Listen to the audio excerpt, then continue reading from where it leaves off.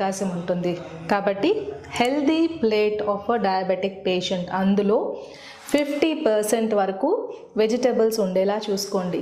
ఆ వెజిటబుల్స్ కూడా అన్ని కలర్స్, అంటే ఎర్రగా ఉండే టొమాటో, ఆరెంజ్గా ఉండే క్యారెట్, ఆకుపచ్చగా ఉండే క్యాప్సికమ్, బెండకాయ, దొండకాయ, బీరకాయలో ఫైబర్ ఎక్కువగా ఉండటం వల్ల డైజెస్టివ్ ప్రాబ్లమ్స్ రావు. కాన్స్టిపేషన్ వంటి సమస్యలు కూడా మనం నివారించుకోవచ్చు. ఈ వెజిటబుల్స్లో యాంటీ ఆక్సిడెంట్స్ దొరుకుతాయండి. దానివల్ల క్యాన్సర్ వంటి సమస్యలను కూడా నివారించుకోవచ్చు. ఫైబర్ ఎక్కువగా ఉండడం వల్ల ఎల్డిఎల్ అంటే బ్యాడ్ కొలెస్ట్రాల్ లెవెల్ తగ్గిపోయి వీళ్ళల్లో గుండె జబ్బులు కూడా మనం నివారించవచ్చు. కాబట్టి షుగర్ పేషెంట్స్ వాళ్ళ ప్లేట్లో ప్రతి మీల్లో, ఫర్ ఎగ్జాంపుల్ మీరు మార్నింగ్ బ్రేక్ఫాస్ట్ తీసుకుంటే వెజిటబుల్స్, కుకుంబర్ సలాడ్ లేకపోతే టొమాటో పీసెస్ యాడ్ చేసుకోవచ్చు.